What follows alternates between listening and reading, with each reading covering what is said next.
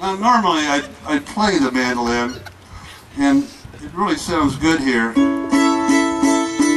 Do you people like the mandolin? Yeah! Aw.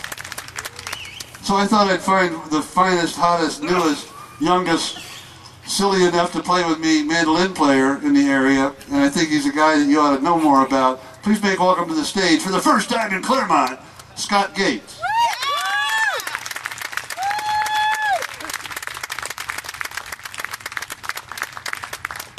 Please make welcome to the stage for his first time in Claremont, Scott Gates. Scott's a little new to show business. See, I gave him a one-song cue. Hey, what are you doing back there, shopping or something? No, Scott's a good guy. He's yeah. Used to be in the Dirt Band in 1975, right? Yeah. They kicked me out before they got big. Before you got big, or? Let's do another Merle Travis song, Scott. This one's about traveling around. Ready, boys? Oh. Ready, boy?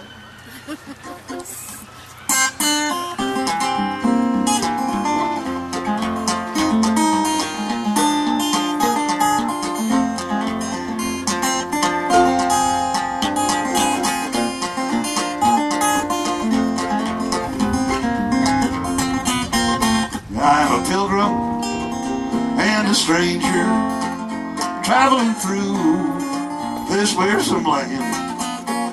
I've got a home in that yonder city, good Lord, and it's not made by man. Well, I've got a father and a sister who have gone to that sweet home. I just pray that I can go and see them, good Lord, over on that other shore where Scott picks.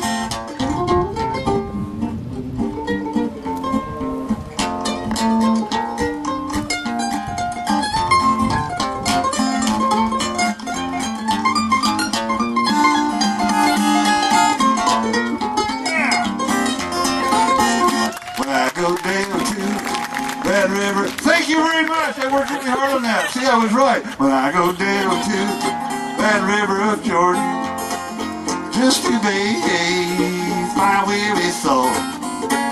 If I could touch but just him his garments, good Lord, I believe he could make me whole.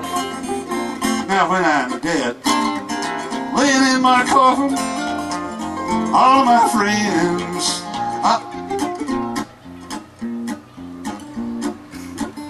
both of my friends all gathered round. They will say that he is laying there sleeping, good Lord, sweet peace. Yeah, his soul is found.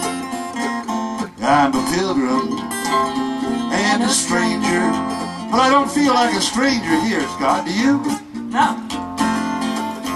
There was a time, you know, Nitty Gritty Dirt Band was America's, well, still is, America's first group to go to Russia back in the 70s.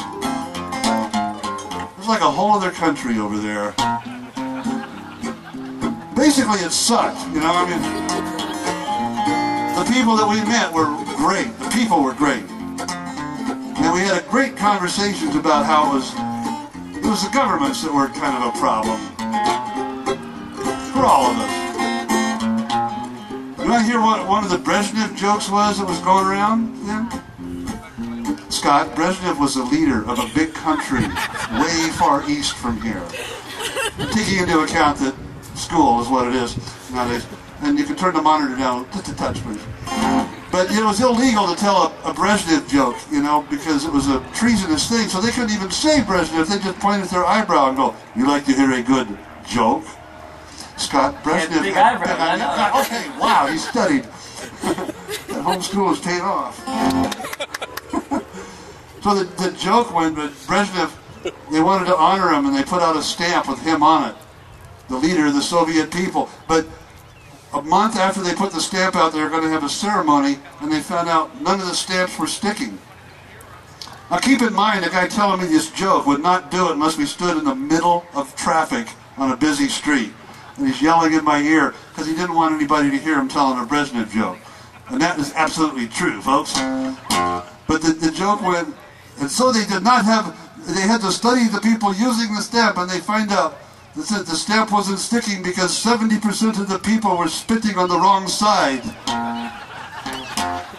The other 30% licked the backside so hard all the glue comes off.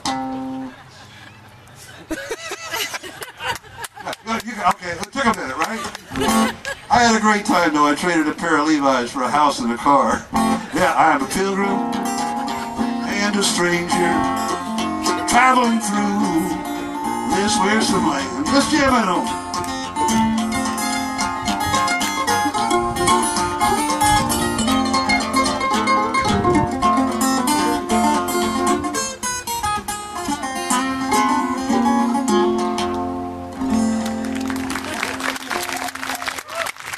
Thank you very much. I have a show on